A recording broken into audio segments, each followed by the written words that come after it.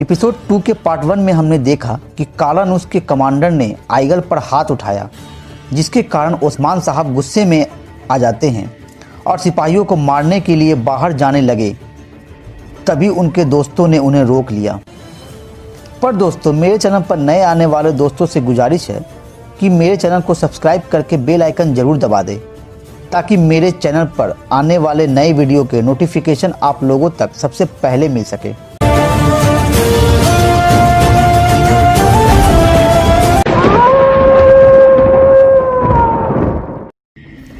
इधर सोफिया अपने सिपाहियों से कहती है कि अब तुर्कों के साथ कभी न खत्म होने वाली जंग का आगाज होगा।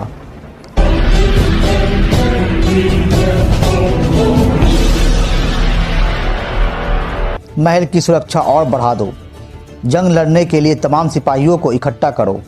इन तुर्कों से अपने शौहर का बदला लेने तक मुझ पर सांस भी हराम है।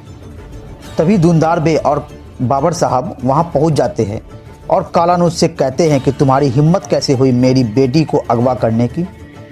फिर कालानूस कहते हैं कि तुम्हारे भतीजे ओस्मान ने गवर्नर का कत्ल किया है।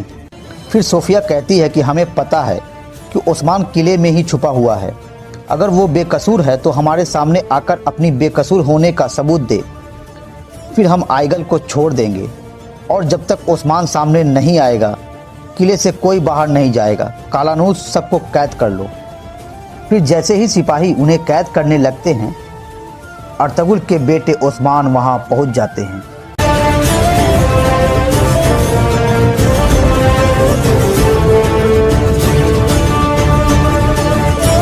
कहते हैं ना, शेर के घर में शेर ही पैदा होता है।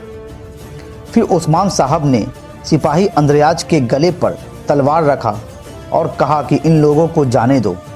लेकिन दुंदारबे कहते हैं कि मैं अपने भतीजे ओस्मान को लिए बगैर नहीं जाऊंगा।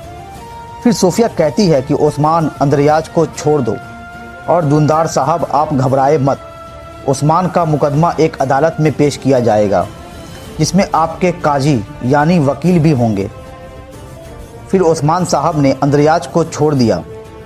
फिर सोफिया अपने कमांडर से कहती है कि इन लोगों को जाने दो और ओस्मान को कैद खाने में डाल दो। फिर सिपाहियों ने ओस्मान को कैद खाने में डाल दिया।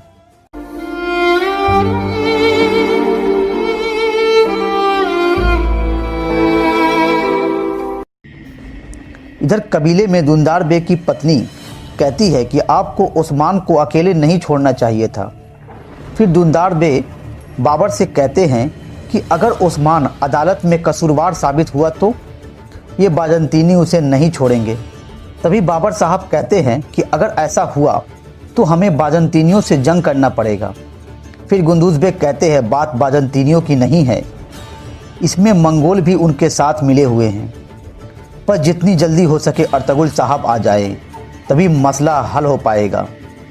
फिर बाबर साहब कहते हैं इंशाअल्लाह। इधर सिपाही ओस्मान साहब को कैद खाने में खाना लाकर देता है, लेकिन ओस्मान साहब खाना को उस सिपाही के मुंह पर फेंक देते हैं, जिससे सिपाही गुस्से में कैद खाने के अंदर आ जाता है और ओस्मान साहब को मारने की कोशिश करता है।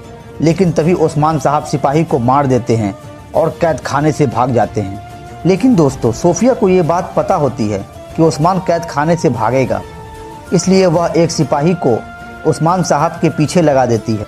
फिर ओस्मान साहब किले में भागकर जंगल में अपने साथियों के साथ खाना खा रहे होते हैं और साथियों से कहते हैं कि तमाम राज उस खातून से खुलेगा जिसने मेरी जान बचाई थी। हमें किसी भी तरह से उसे ढूंढना होगा।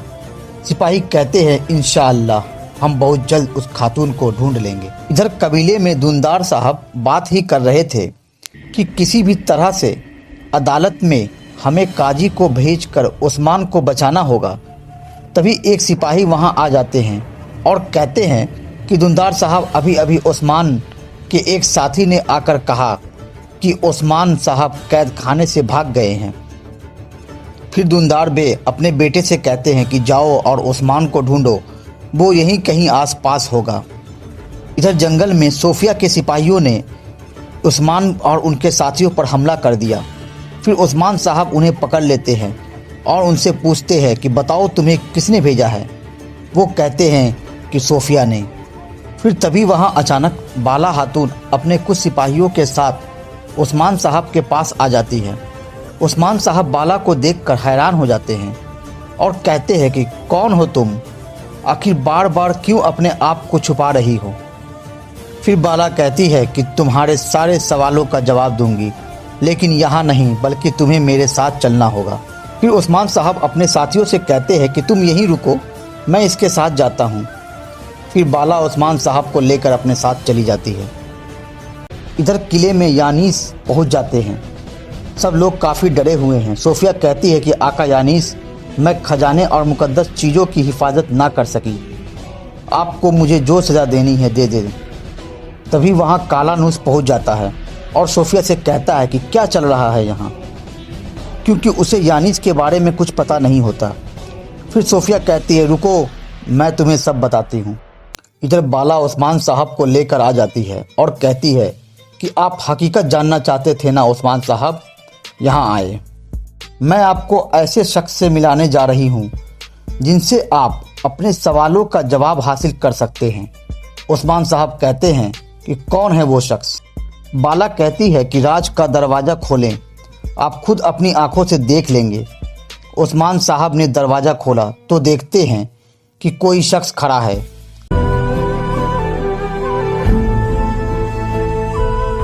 उस्मान साहब उनसे पूछते हैं कि कौन है आप। वो कहते हैं कि हम एक गरीब मुसाफिर है बेटा, लोग मुझे अदाबाली के नाम से जानते हैं। फिर उस्मान साहब कहते हैं कि अदाबाली, मेरे बाबा अर्तुगरुल के साथी शेख अदाबाली, आपको मैंने कभी देखा नहीं था, बस अपने बाबा से आपका नाम सुना था। शुक्र है उस रब का जिसने मुझे आपसे मिलाया।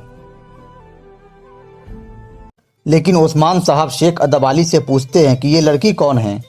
अदाबाली साहब कहते हैं कि ये मेरी बेटी बाला है और इसकी सहेली जिसे तुमने इसके साथ देखा था वो गुंचा थी, और जो पादरी बाबा की शक्ल में तुम्हें गिरजाघर में मिले थे वो मेरे साथी दूरसन थे।